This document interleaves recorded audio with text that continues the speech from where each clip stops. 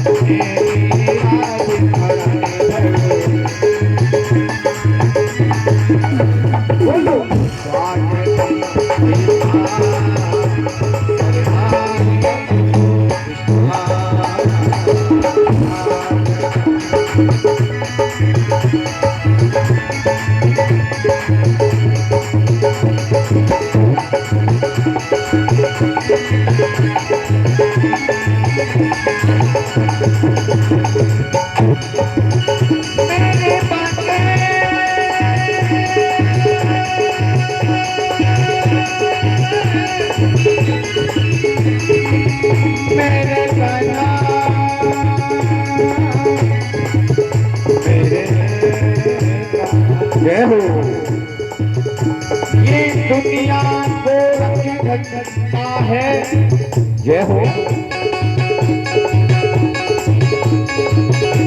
ये दुनिया को धरता है, सब जग माया में अंधा है, सब जग माया में अंधा है, सब जग माया में अंधा है। इस अंधे ने नहीं प्रभु को देखा। जय हो। वो रोग बताना बताना पाया है, वो बताना पाया है। इसी दिल में पैदा करते न हो। जय हो। इसी दिल में पैदा करते न हो। सभी भक्त आगे आएंगे और बड़े भाव श्रद्धा से भगवान की आरती करेंगे। सभी भक्त आगे आ जाएं और आरती करेंगे भगवान की।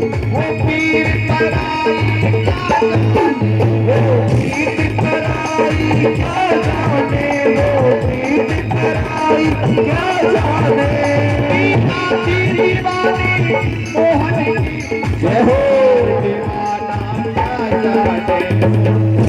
दीवाना क्या जाने, दीवाना क्या जाने। बोलो स्वागतम कृष्णा, स्वागतम कृष्णा, स्वागतम कृष्णा, शरणागतम कृष्णा। पारू आरती जय हो कृष्ण जी की आरती,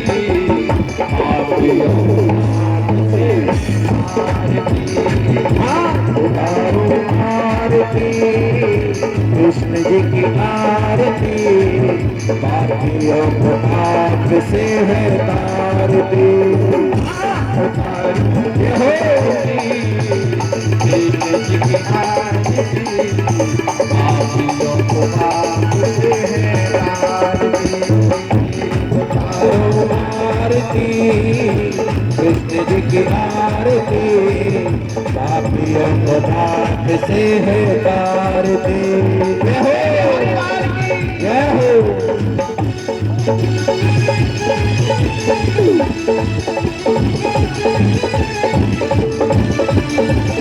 हरि श्री राधे। ये हमारी रक्त, ये मुक्ति पथ, ये पंचम वेद निराला है। ये हमारे ग्रंथ, ये मुक्ति पथ, ये पंचम वेद निराला है। नव ज्योत जगाने वाला है, नव ज्योत जगाने वाला है।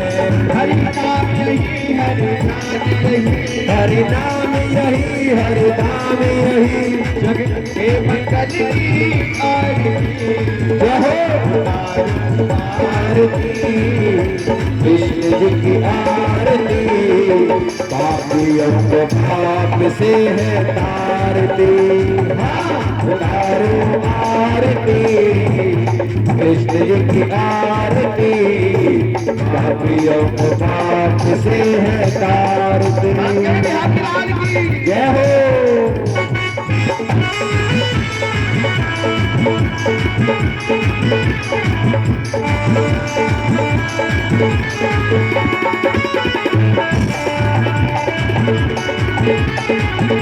आरती में बैठते नहीं है भैया, अरे खड़े हो जाए सभी बात।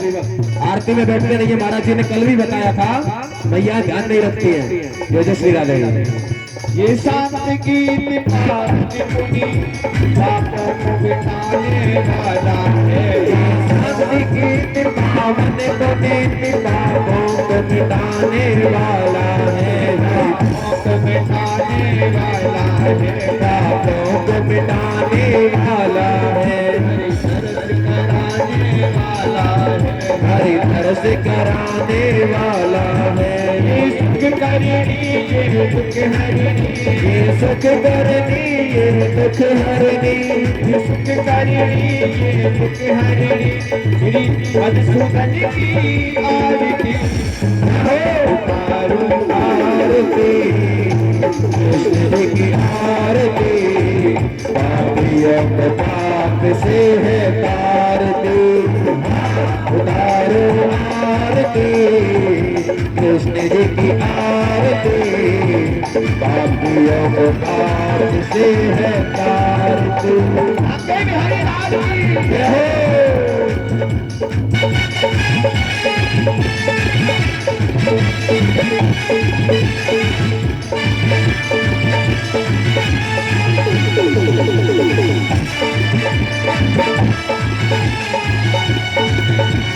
मधुरी बोल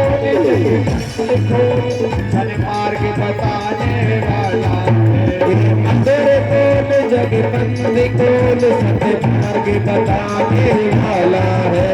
बिगड़ी को बनाने वाला है, बिगड़ी को बनाने वाला है, बिगड़ी को बनाने वाला है। श्री राम यही घनश्याम यही, राम यही घनश्याम यही, प्रभु की महिमा की आरती। जय हो। उतारो आरती कृष्ण जी की आरती, पापियों को पाप से है तारती, उतारो आरती, कृष्ण जी की आरती, पापियों को पाप से है तारती, पापियों को पाप से है तारती, पापियों को पाप से है तारती, पापियों को पाप से है तारती।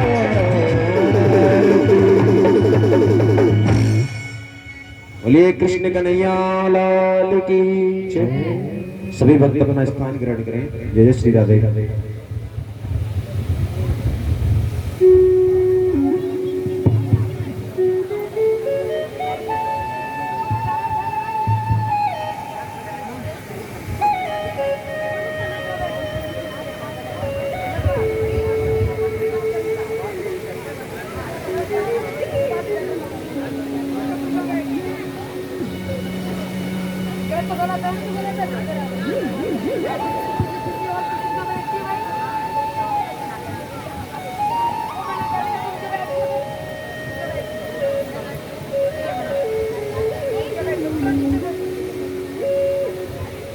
श्री गणेशाय नमः। श्री सरस्वते नमः। श्री गुरुचरण कमलेभ्यो नमः। श्री राधा कृष्णाभ्यो नमः। श्री लक्ष्मी नारायणाभ्यो नमः। वर्णानामर्थसंहार रसानां छन्दसामपि मंगलानां च कर्तार वन्दे वाणी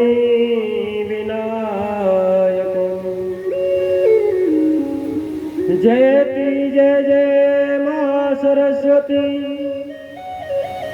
जयति वीणाधारिणी। जयति पद्मासन माता। जयति सुरवरदायिनी।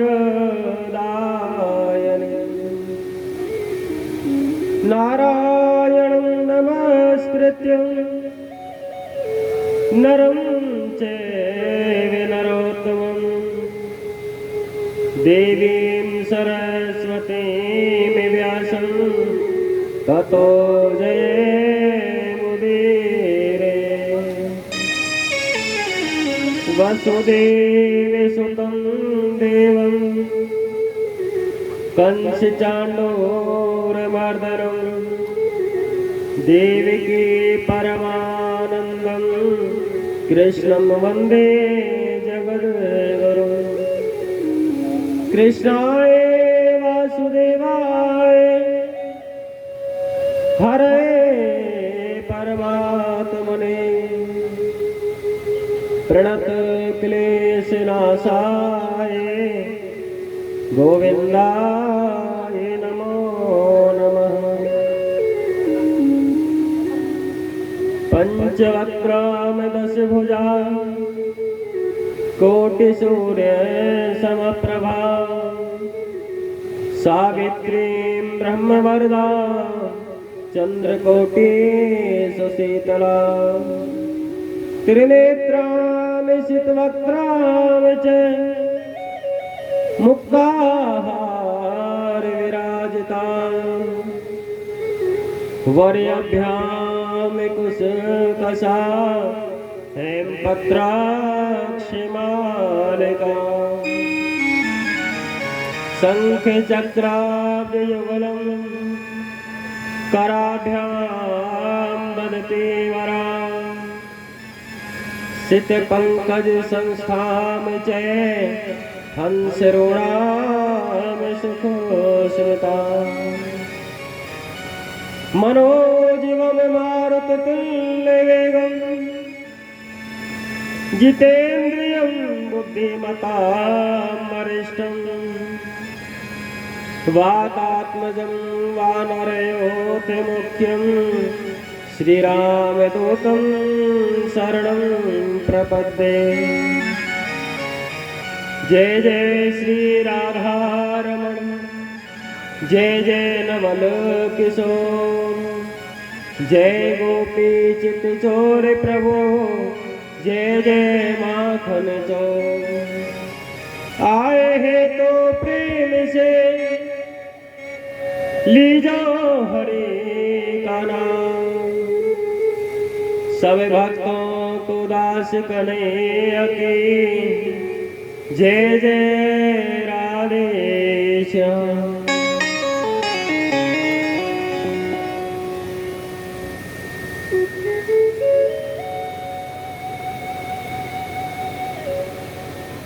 परात पर ब्रह्म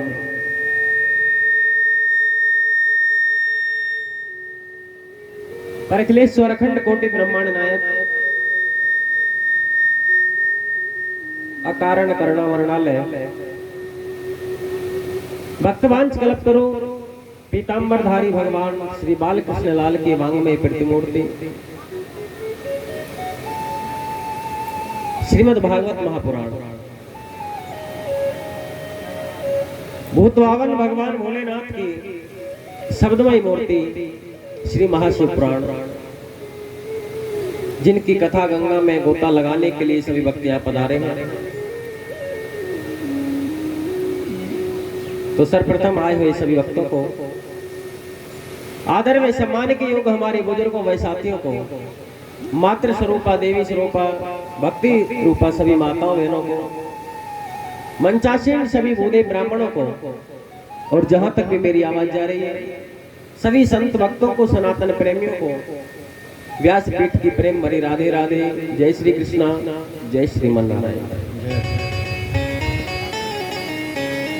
आइए भगवान राधा माधव की छवि को अपने हृदय में धारण करें और बड़े आनंद के साथ, बड़े भाव के साथ भगवान की लीलाओं को श्रवण करें, भगवान की कथाओं का रसपान करें।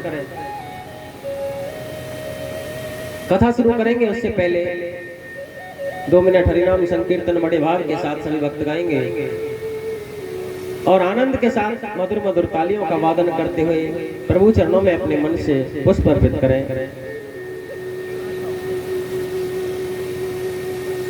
राधे कृष्णा राधे कृष्णा,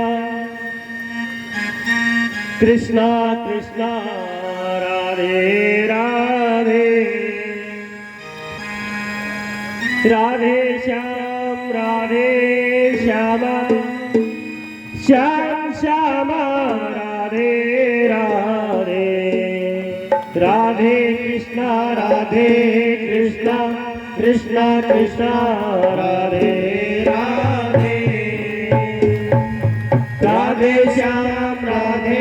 श्यामा, श्याम श्यामा राधे राधे। जय हो। राधे कृष्णा, कृष्णा कृष्णा राधे राधे, राधे श्यामा, श्याम श्यामा राधे राधे। सभी प्रेम से गाए।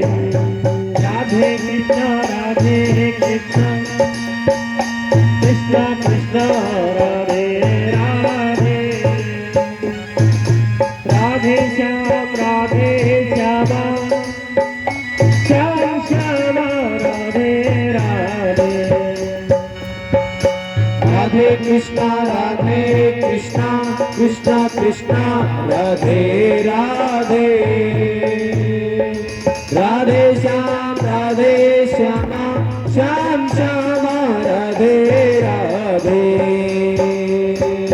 राधे कृष्णा, कृष्णा कृष्णा राधे राधे, राधे श्याम, श्याम श्याम राधे राधे, राधे कृष्णा, कृष्णा कृष्णा राधे राधे, राधे श्याम, श्याम श्याम राधे राधे, राधे कृष्णा, कृष्णा कृष्णा राधे राधे, राधे श्याम, श्याम श्याम राधे राधे, राधे कृष्णा, कृष्णा कृष्णा राधे राधे, राधे श्याम, श्याम श्याम श्याम राधे राधे राधे कृष्ण राधे कृष्ण कृष्ण कृष्ण राधे राधे राधे राधे श्याम राधे श्याम श्याम श्याम राधे राधे राधे राधे कृष्णा कृष्णा कृष्णा राधे राधे राधे श्यामा श्याम श्याम राधे राधे जय हो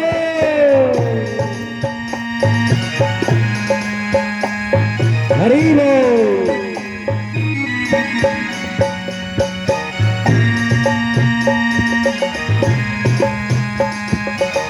राधे कृष्ण कृष्ण राधे राधे राधे श्याम श्यामा श्याम श्याम राधे राधे राधे कृष्णा कृष्णा कृष्णा राधे राधे राधे श्यामा श्याम श्याम राधे राधे जय हो राधे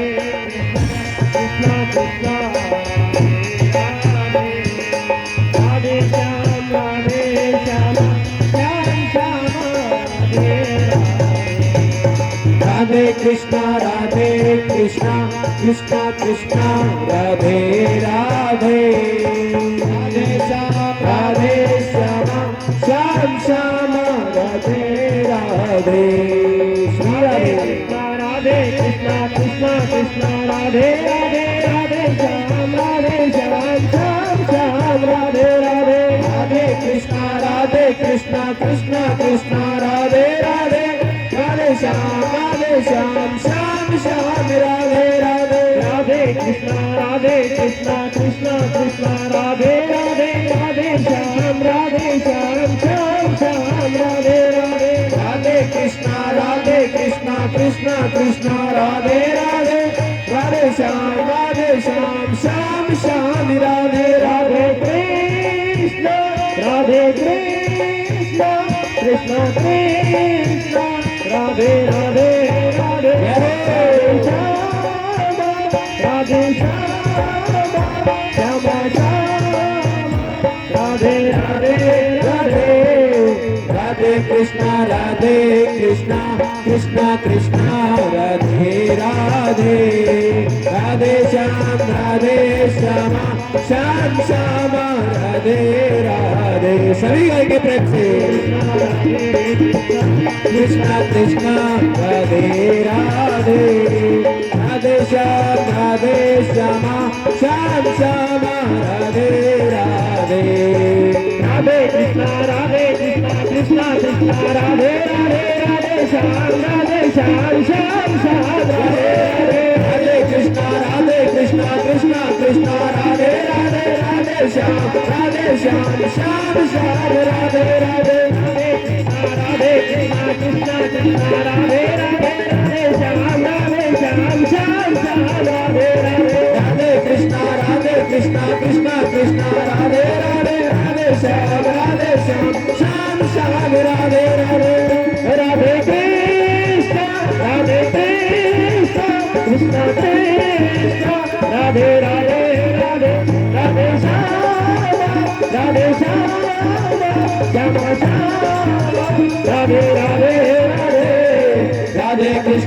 राधे कृष्ण कृष्ण कृष्ण राधे राधे राधे राधे श्याम श्याम राधे राधे राधे राधे कृष्णा राधे राधे राधे श्याम श्याम राधे राधे राधे कृष्ण राधे राधे राधे श्याम श्याम राधे राधे राधे कृष्णा राधे राधे राधे श्याम श्याम राधे राधे श्याम राधे राधे श्याम राधे राधे श्याम राधे राधे श्याम राधे राधे जय जय श्री राधे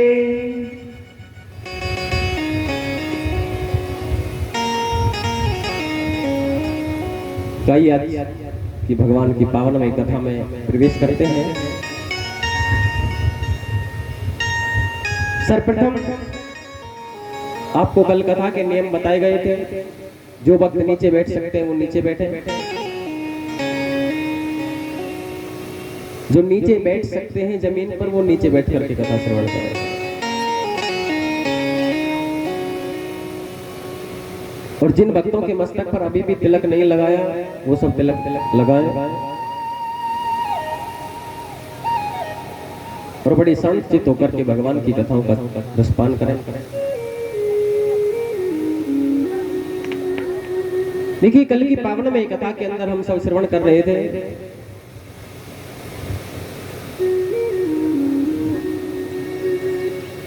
भगवान श्री सुखदेव जी महाराज का जन्म किस प्रकार से हुआ,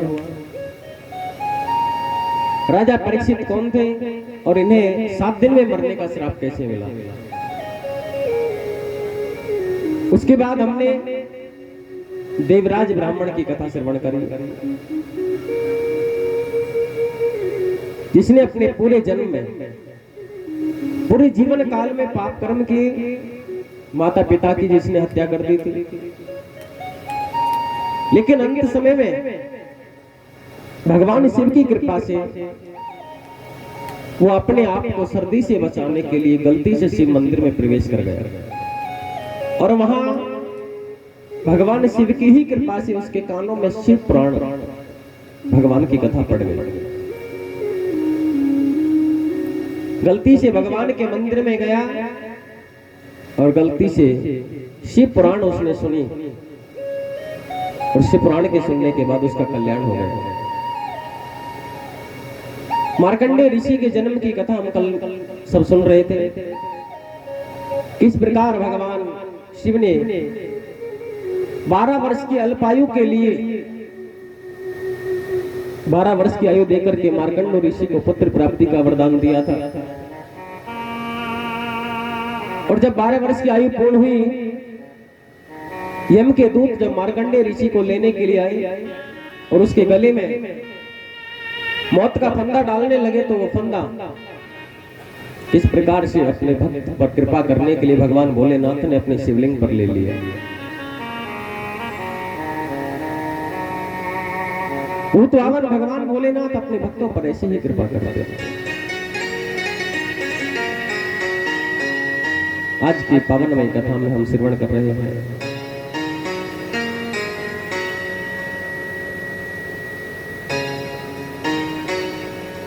जब राजा परीक्षित को श्राप मिल चुका था, तो परीक्षित उसी समय उसी क्षण अपने राजपाट का त्याग करके वन की ओर चल पड़ा। इतना बड़ा त्रिलोकी का राजा परीक्षित, तीनों लोकों में जिसका राज्य है, बहुत बड़ी प्रजा है, रानी है, सेवक है, नौकर चाकर है, धन दौलत महल खजाने सबको त्याग करके क्षण भर में उसे वैराग्य हो गया और सब कुछ छोड़ करके वन में चला गया। राजा परीक्षित ने तनिक मात्र एक बार भी ये नहीं सोचा कि ये सब मेरा है। इतना सब कुछ छोड़ करके मैं कैसे जाऊं, किसके भरोसे छोड़ूं। लेकिन आज का मनुष्य इस मोह माया में इतना फंसा हुआ है, अगर उनको एक झोपड़ी छोड़ने के लिए कहा जाए तो उनके लिए बहुत मुश्किल काम हो जाता है। ये 500 गज की कोठियों की बात नहीं कर रहा हूं मैं, एक झोपड़ी की बात। झोपड़ी के लिए भी कहा जाए तो छोड़नी मुश्किल हो जाती है। और परीक्षित अपने पूरे के पूरे राज्य को एक पल में छोड़ करके चल दिए। इतने बड़े राजा जब राज्य छोड़ करके चले तो बहुत से संत महात्माओं ने जब सुना तो उनको चिंता हुई। संतों ने सोचा कि आखिर राजा के जीवन में ऐसी क्या आपत्ति आई कि राजा ने एकदम राज्य छोड़ दिया। इतना धर्मनिष्ठ राजा परीक्षित, जिसके राजकाल में हम आराम से भगवान का भजन आदि करते थे, यज्ञ आदि करते थे, हमें कोई डर नहीं था, कोई चिंता नहीं थी। उन्हीं राजा ने महल का त्याग कर दिया, राज्य का त्याग कर दिया। ऐसा क्यों हुआ?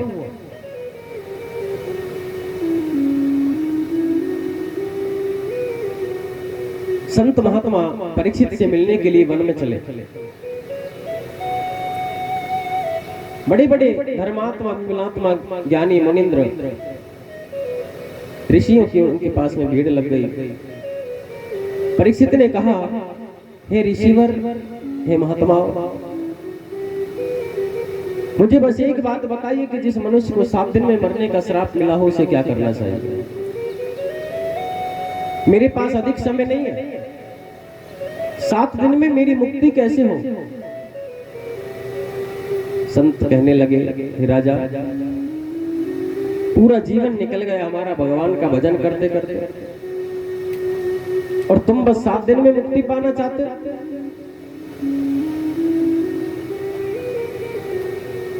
संतों के पास राजा के प्रश्न का कोई उत्तर नहीं था।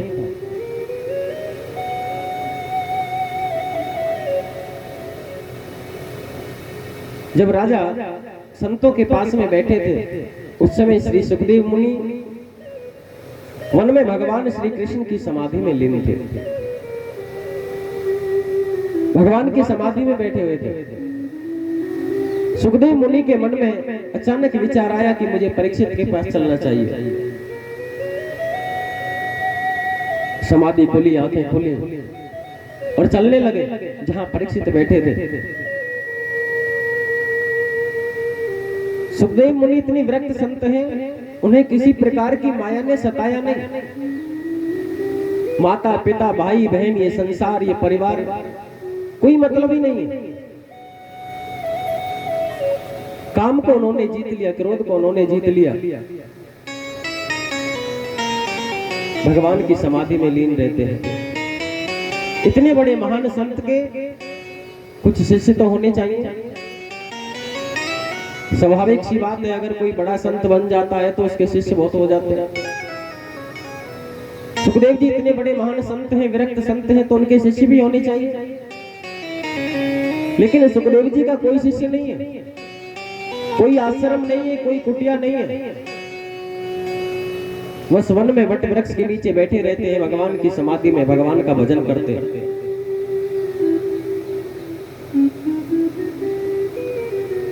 पूरा शरीर निर्वस्त्र है, पूरे शरीर पर कोई वस्त्र नहीं है, बस 2 अंगुल की केले की छिलके की गोपीन लगाए हुए हैं।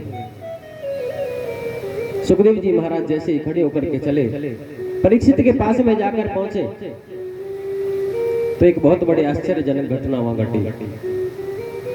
जब सुखदेव जी उस सभा में पहुंचे तो संतों की सभा में बड़े बड़े संत विराजमान थे, और सब के सब सुखदेव जी को आता हुआ देख करके खड़े हो गए और सुखदेव जी को हाथ जोड़ करके प्रणाम करने लगे।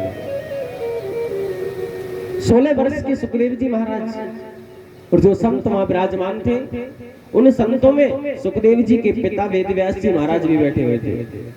वेदव्यास जी के पिता पाराशर मुनि बैठे हुए थे, पाराशर मुनि के पिता मरीचि बैठे हुए थे, और मरीचि के पिता कश्यप भी बैठे हुए थे। यानी सुखदेव जी के पिताजी, दादाजी, परदादा, परदादा, दादा, सबके सब विराजमान है। बड़ी बड़ी उम्र वाले, बड़ी बड़ी दाढ़ियों वाले, और इतने महान बड़े बड़े संतों ने 16 वर्षीय सुखदेव जी महाराज को उठ करके प्रणाम किया। उम्र से कोई महान नहीं होता है। अगर यदि कोई उम्र में बड़ा है तो वो बड़ा कहलाने के योग्य नहीं है। यदि कोई धन में बड़ा है तो वो भी बड़ा कहलाने के योग्य नहीं है।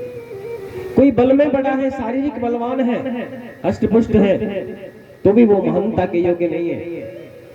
महान वो है जो ज्ञान में बड़ा है। सुखदेव जी 16 वर्ष की उम्र जरूर है, लेकिन उन सभी संत ऋषि महात्माओं से ज्यादा ज्ञान सुखदेव जी के पास। परम ज्ञानी है, वैराग्य संत है। सुखदेव जी को आते हुए देखकर राजा परीक्षित भी आसन से उठ करके खड़े हो गए। सुखदेव जी महाराज के चरणों को प्रक्षालन किया। चरण प्रक्षालन करने के बाद, पूजन अर्चन करने के बाद उचित आसन पर सुखदेव मुनि को बैठाया। राजा परीक्षित हाथ जोड़ करके नीचे बैठ गए और सुखदेव जी से हाथ जोड़कर प्रार्थना करने लगे। प्रश्न किया, सबसे पहला प्रश्न किया, कि हे सुखदेव जी, हे गुरुदेव, जिस मनुष्य की मृत्यु निश्चित हो चुकी हो उसे क्या करना चाहिए? 7वें दिन जिसको मरना है उसे क्या करना चाहिए? मृण मानस किम कर्तव्यम, मरते हुए व्यक्ति को क्या करे, किसका वो भजन करे, किसकी पूजा करे, किसकी कथा सुने? सुखदेव जी कहने लगे, राजन तुम चिंता मत करो, अरे तुम्हारे पास 7 दिन का समय तो है, लेकिन खटवांग ने तो एक मुहूर्त में ही भगवान को प्राप्त कर लिया था।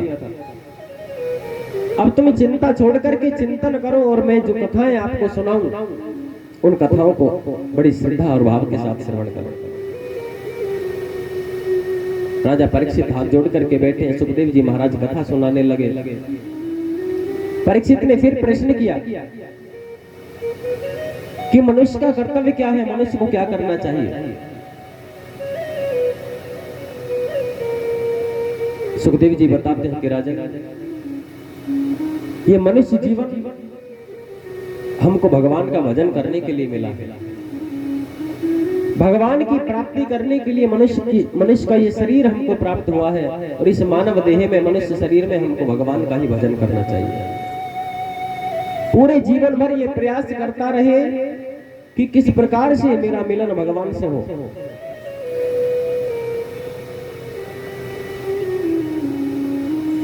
देखिए, एक छोटे से प्रसंग, एक छोटी सी कहानी के माध्यम से आपको बताऊंगा। एक राजा थे। एक दिन राजा की सभा में बहुत बड़े बड़े ज्ञानी महापुरुष विराजमान थे, और राजा ने एक प्रश्न किया जिस प्रश्न का उत्तर किसी ने नहीं दिया। अब राजा के मंत्री उस सभा के अंदर विराजमान थे, तो राजा का जो मंत्री था उस मंत्री ने राजा के प्रश्न का उत्तर दिया। इस बात से राजा बहुत प्रसन्न हुआ। मंत्री के उस उत्तर से राजा बहुत प्रसन्न हुआ, और प्रसन्न होकर के राजा ने अपना एक बहुत बहुमूल्य कीमती दुसाला समझते, एक बहुमूल्य कीमती दुसाला उस मंत्री को भेंट स्वरूप दे दिया, खुश होकर के। अब मंत्री उस दुसाले को पाकर के वो भी बहुत मन में प्रसन्न हुआ, खुश हुआ। सभा जैसे ही खत्म हुई, और सभा खत्म होने के बाद वो मंत्री राज दरबार से निकलकर चलने लगा। तबीयत कुछ खराब थी उसकी, तो गर्मी के कारण उसके माथे पर पसीना आ रहा था। उसके पास और कोई वस्त्र था नहीं, इसलिए उसने राजा के दिए हुए उस दुसाले से अपने स्तन का पसीना पोंछ लिया। जब उसने पसीना पोंछा तो देखिए, कुछ व्यक्ति ऐसे भी होते हैं, कुछ मनुष्य ऐसे होते हैं जो किसी की योग्यता को देखकर जलते रहते हैं। कोई मन में प्रसन्न भी होता है और कोई जलता भी है। जब मंत्री को राजा ने वो अमूल्य कीमती दुसाला भेंट किया, तो उस सभा में भी ऐसे कई व्यक्तित्व बैठे हुए थे जो उस मंत्री से बहुत जल रहे थे।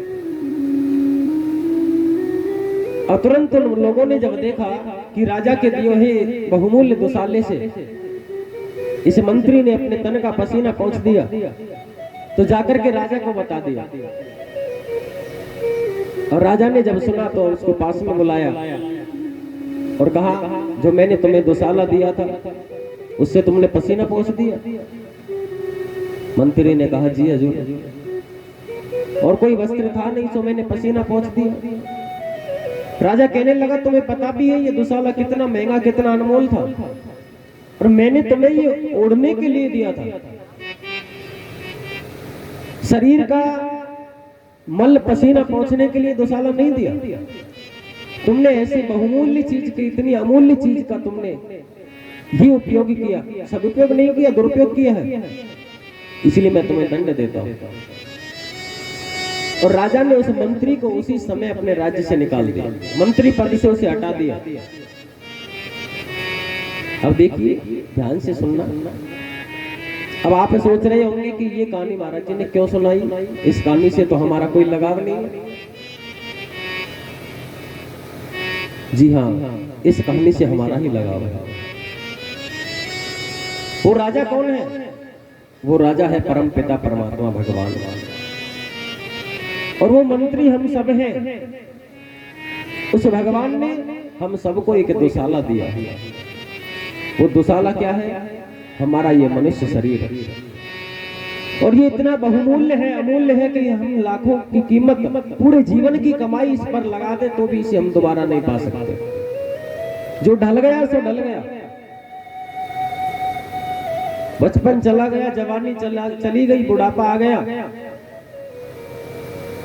पूरे जीवन की हम धन दौलत लगा दे तो भी हम इसको दोबारा प्राप्त नहीं कर सकते, इतना अमूल्य है ये। और राजा ने उस मंत्री को जिस प्रकार से मंत्री पद से हटा दिया और कहा कि इसे सभा से बाहर निकालो, ये अब हमारे लायक नहीं है। इसी प्रकार जब ये मनुष्य इस मानव देह भगवान की दी हुई अमूल्य शरीर का दुरुपयोग करता है, तो भगवान भी कहते हैं कि अब ये हमारी सभा के लायक नहीं है, इसे बाहर निकालो और इसे पद से हटा दो। इस मनुष्य पद से हटा करके भगवान फिर हमको अन्य योनियों में डाल देता है। जलचर, थलचर, नवचर, कई प्रकार के कीट पतंगे, जीव, मक्खी, मच्छर, हाथी, चींटी आदि हमको बनाता है। कहता है मैंने तुम्हें मनुष्य शरीर दिया, इतना अमूल्य जीवन दिया, और इस जीवन को जीने के लिए, इस जीवन में तुमने हमेशा दुरुपयोग किए, पाप कर्म किए शरीर से। ये आंख तुम्हें मेरा दर्शन करने के लिए दी, लेकिन तुमने कभी मेरा दर्शन नहीं किया। ये हाथ तुम्हें दान करने के लिए दी, लेकिन इन हाथों से तुमने पाप कर्म करे। ये कान तुम्हें भजन श्रवण करने के लिए, कथा सुनने के लिए दिए, लेकिन इन कानों से कभी तुमने सत्संग सुनना पसंद नहीं किया। इस बहुमूल्य दुशाले को, इस बहुमूल्य शरीर को तुमने ऐसे ही नष्ट कर दिया, खराब कर दिया, इसकी कीमत को नहीं समझा। इसलिए मैं तुम्हें इस सभा से, इस पद से हटाता हूं। सुखदेव जी कहते हैं कि राजन, सर्वप्रथम हमको पूरे जीवन ये कोशिश करनी चाहिए कि हम भगवान के, हमें भगवान की प्राप्ति कैसे हो। ये मनुष्य जन्म हमें भगवान की प्राप्ति के लिए ही मिला है। भगवान का भजन करें। राजा परीक्षित ने फिर प्रश्न किया कि हे गुरुदेव, भगवान का भजन हम कैसे करें? भजन में मन तो नहीं लगता, भजन में मन कैसे लगे?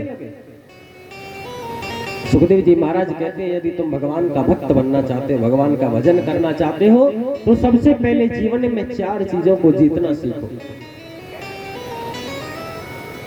कि जित श्वासो जितेंद्रिय, जित आसनम, जित चित्त है। सबसे पहले इंद्रियों को जीतना सीखो।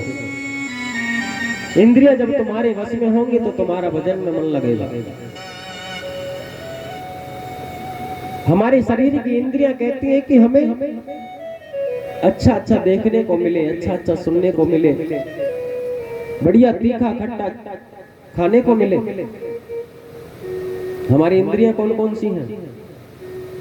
आंख, कान, नाक, जीभ, त्वचा, ये 5 इंद्रियां हैं। इंद्रियां कहती है, आंख कहती है कि हमें अच्छी अच्छी मूवी देखने जाएं, फिल्म देखने जाएं, हीरो हीरोइन को नाचता देखें, लेकिन इन इंद्रियों को रोको, आंखों को रोको।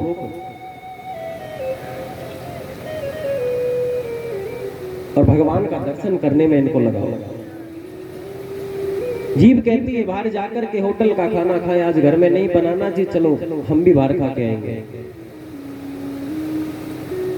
लेकिन नहीं, भक्त को चाहिए कि वो सात्विक भोजन करे और ऐसा भोजन करे जो भगवान को भोग लगा सके। जो चीज हम भगवान को अर्पण नहीं कर सकते वो चीज हमारे अंदर भी नहीं जानी चाहिए। लेकिन हम सोचते नहीं है खाते पीते समय हम क्या खा रहे हैं। अपनी इंद्रियों को वश में करो, आसन को जीतो। आसन कैसे जीतोगे? प्रतिदिन अभ्यास करो आसन को जीतने का। रोज सुबह स्नान आदि से निवृत्त होकर भगवान के सामने बैठना शुरू करो। 10-5 मिनट बैठो। आसन को प्राणायाम के द्वारा जीता जाएगा। लेकिन बहुत से भक्त कहते हैं महाराज बैठना चाहते हैं लेकिन घुटनों में दर्द होने लगता है, बैठा नहीं जाता। अरे कितने दिन होगा? 2 दिन 4 दिन उस घुटने के दर्द पे ध्यान मत दो। और जब तुम ध्यान नहीं दोगे, जबरदस्ती जब बैठोगे तो 10-5 दिन के अंदर वो घुटने दुखना बंद कर देंगे। सोचेंगे ये तो ध्यान तो देता नहीं है, क्या फायदा है दर्द करके। और तुम्हारा मन भगवान के भजन में लगना शुरू हो जाएगा।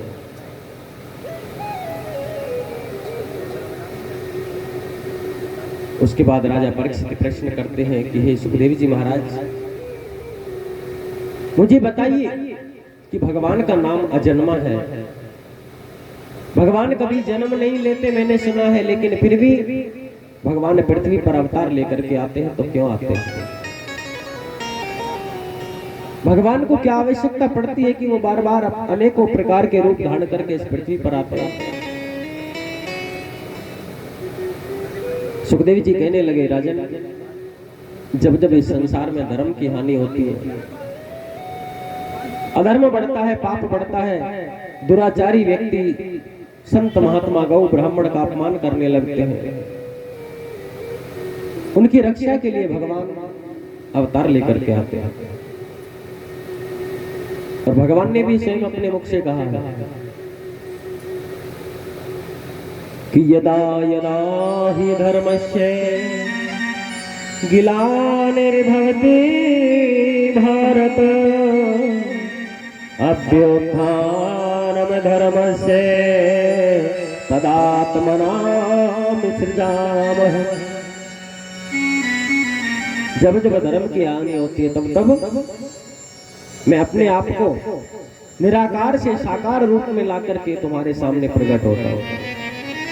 अवतार किस लिए होता है, किस लिए मैं आता हूं? भगवान कहते हैं कि परित्राणाय साधूनां विनाशाय च दुष्कृत में धर्म संस्थापनार्थाय संभवामि युगे। परित्राणाय साधूनां, साधु संतों को पार करने के लिए, साधु संतों का उद्धार करने के लिए, विनाशाय च दुष्कृत में, जो विनाशकारी है, दुर्व्यवहार दुर्कर्म करने वाले हैं, उनका विनाश करने के लिए धर्म संस्थापना अर्थात इस धर्म की अच्छे ढंग से स्थापना करने के लिए मैं बार बार युग युग में अवतार लेकर के आता हूं। धर्म का लोप हो जब पाप में संसार होता है, दुखी और दीन निर्बल का जब हाहाकार होता है, भगवान के भक्तों पर जब घोर अत्याचार होता है, तभी संसार में भगवान का अवतार होता है। अपने भक्तों के हितार्थ, अपने भक्तों का कल्याण करने के लिए भगवान इस संसार में अवतार लेकर के आते हैं। हे राजन, भगवान के कुल 24 अवतार अब तक हुए हैं। हमारे शास्त्रों में, वेदों में वर्णित है जो 24 अवतारों की कथा आती है। इन 24 अवतारों में 2 अवतार सबसे श्रेष्ठ हैं, बाकी तो सभी भगवान के ही अवतार हैं, लेकिन उन सब में भी 2 अवतार सबसे ज्यादा श्रेष्ठ हैं। हे परीक्षित, वो 2 अवतार हैं, भगवान मर्यादा पुरुषोत्तम श्री राम का अवतार और दूसरा भगवान श्री कृष्ण का अवतार। और राम, कृष्ण और शिव में कोई फर्क नहीं है, ये तीनों एक ही है। प्रणवाक्षर के मध्य ये तीनों एक है, ओम अक्षर के मध्य ये तीनों एक है। तीनों के तीनों ओम के अंदर समाश्रित हैं, समाये हुए हैं। राम कृष्ण दो एक है, अंतर नहीं निमेष, एक के नयन गंभीर है तो एक के चपल विषय। परीक्षित कहने लगे, हे गुरुदेव, मुझे भगवान के 24 अवतारों की कथा को विस्तार से सुनाइए। भगवान के अवतार 24 अवतार जो हुए वो किस प्रकार से हुए? सुखदेव जी महाराज बताते हैं, राजन, सबसे पहली बार भगवान नारायण ने सनकादिक ऋषि के रूप में अवतार धारण किया, जो ब्रह्मा जी के मानस पुत्र हुए। ये सनकादिक ऋषि 4 ब्रह्म ऋषियों के रूप में उत्पन्न हुए, जिनके नाम है सनक, सनंदन, सनातन और संत कुमार। इन चारों ऋषियों को हम सनकादिक ऋषि कहते हैं। ये चारों ब्रह्मा जी के पुत्र थे। ब्रह्मा जी ने इनको कहा कि बेटा तुम विवाह करो, सृष्टि की रचना आगे बढ़ाओ, मेरी सृष्टि के रचना के कार्य में मेरी मदद करो। सनकादिक ऋषि कहने लगे, पिताजी हमें विवाह नहीं करना है, हम तो भगवान का भजन करने के लिए आए हैं, और विवाह के चक्कर में पड़ेंगे तो हम भजन नहीं कर पाएंगे। ब्रह्मा जी को क्रोध आ गया और ब्रह्मा जी कहने लगे, अगर तुम विवाह नहीं करोगे, मेरी आज्ञा का पालन नहीं करोगे, तो मैं तुम्हें श्राप देता हूं कि आज के बाद तुम बड़े नहीं होगे, कभी बच्चे ही रहोगे। और सनकादिक ऋषियों को ब्रह्मा जी ने श्राप दिया, ये सनकादिक ऋषि कभी बड़े नहीं हुए, बस 5 वर्ष के बच्चे के रूप में ही दिखाई दिए। उम्र में तो ये लाखों करोड़ों वर्षों तक रहे, लेकिन कभी 5 वर्ष से ऊपर के ये दिखाई नहीं दिए। ये भगवान का पहला अवतार था। भगवान नारायण ने दूसरा अवतार वराह अवतार धारण किया। जिस समय ये पृथ्वी रसातल में नीचे गई हुई थी, रसातल से ऊपर धरती को, पृथ्वी को लाने के लिए भगवान ने वराह का अवतार लिया, और बहुत विशाल वराह का रूप धारण करके भगवान रसातल में गए। वहां पृथ्वी को अपने डाढ़ की नोक पर रखा और ऊपर लेकर के आए, जल के ऊपर पृथ्वी को टिका दिया, जिसके ऊपर सृष्टि सृजन शुरू हुआ। तीसरी बार भगवान ने नर नारायण के रूप में अवतार धारण किया। चौथा अवतार भगवान का नारद जी के रूप में हुआ। 5वां अवतार भगवान ने कपिल देव जी के रूप में लिया, और कपिल भगवान ने अपनी माता देवहूति को लक्ष्य करके इस संसार को धर्म, योग और ज्ञान के उपदेश किए। इनकी माता का नाम देवहूति था। 6वां अवतार भगवान नारायण का दत्तात्रेय जी महाराज के रूप में हुआ। ये माता अनुसुईया के गर्भ से अवतार लेकर के आए। 7वीं बार भगवान ने ऋषभदेव जी के रूप में अवतार धारण किया, और 8वीं बार भगवान ने यज्ञ भगवान के रूप में अवतार लिया। 9वां अवतार भगवान का राजा प्रतु के रूप में हुआ। भगवान राजा बनकर के इस लोक में आए, और पूरी पृथ्वी पर भगवान ने राज्य किया। राजा प्रतु भगवान का नाम हुआ। राजा प्रतु की राजधानी होने के कारण इस धरती का नाम पृथ्वी पड़ा। ये भगवान का 9वां अवतार था। फिर राजन 10वीं बार भगवान ने मत्स्य अवतार धारण किया, और इस सृष्टि को प्रलय में जाने से, प्रलयकालीन समुद्र में डूबने से बचाया। 11वीं बार भगवान ने मोहिनी अवतार धारण किया। जिस समय देवता और दैत्यों के बीच अमृत के कलश को लेकर के विवाद चल रहा था, तो भगवान उस अमृत को देवताओं को पिलाने के लिए मोहिनी का रूप धारण करके आए। यही 12वां अवतार भगवान का कच्छप अवतार हुआ, और 13वां अवतार भगवान ने धन्वंतरी के रूप में लिया। 14वीं बार भगवान नरसिंह का अवतार लेकर के हिरण्याकश्यप का वध करने के लिए प्रकट हुए, प्रहलाद भक्त की रक्षा की। 15वीं बार भगवान ने वेद व्यास जी महाराज के रूप में अवतार धारण किया, और 16वीं बार भगवान ने वेद व्यास जी महाराज के रूप में अवतार धारण किया। 17वां अवतार भगवान नारायण का मर्यादा पुरुषोत्तम भगवान श्री राम के रूप में हुआ। बोलिए राजा रामचंद्र भगवान की जय।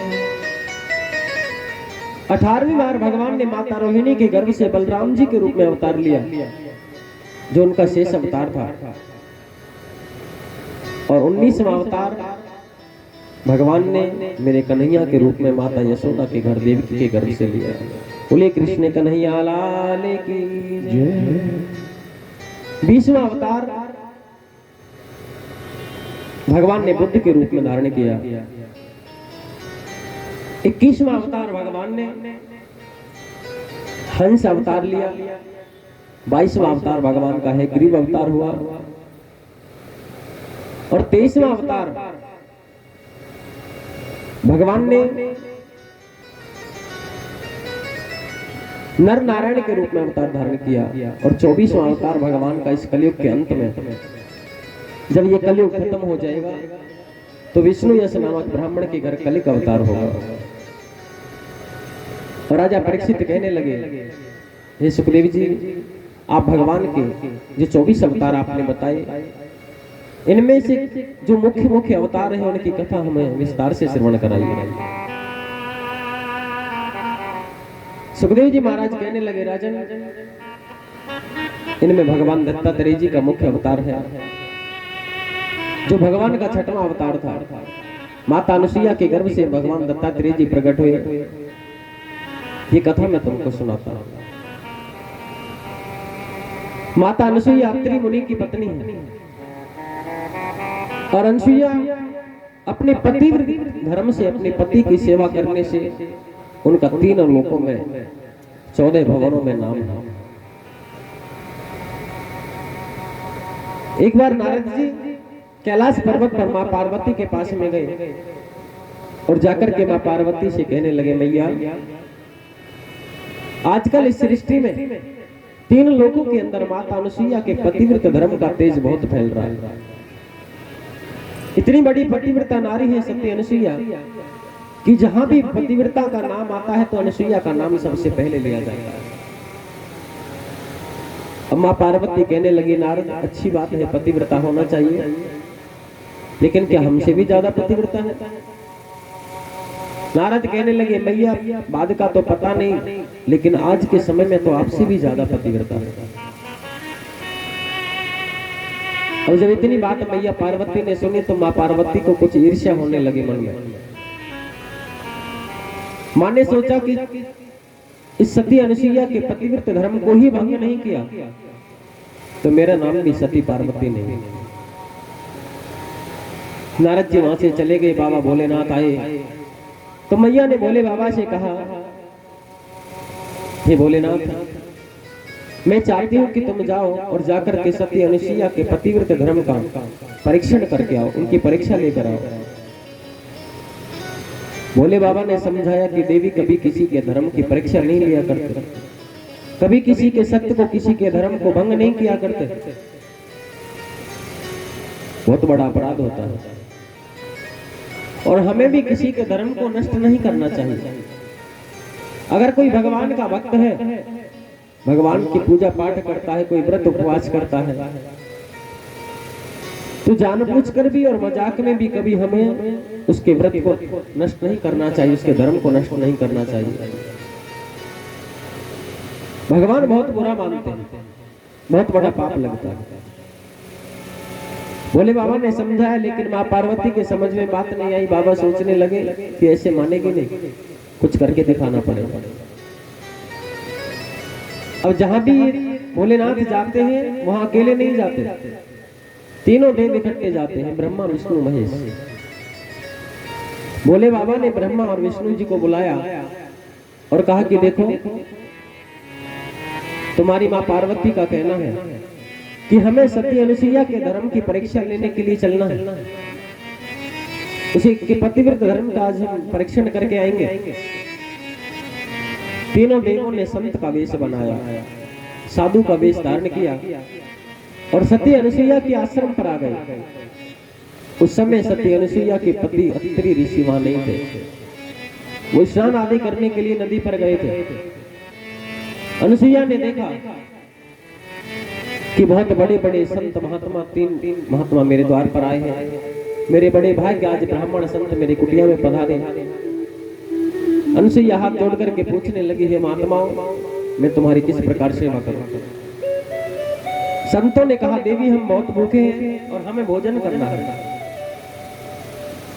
हमें कुछ भोजन चाहिए। मैया अनसुईया कहने लगी, हे महात्माओं आप यहाँ बैठिए, मैं आपके भोजन करने की तैयारी करती हूँ।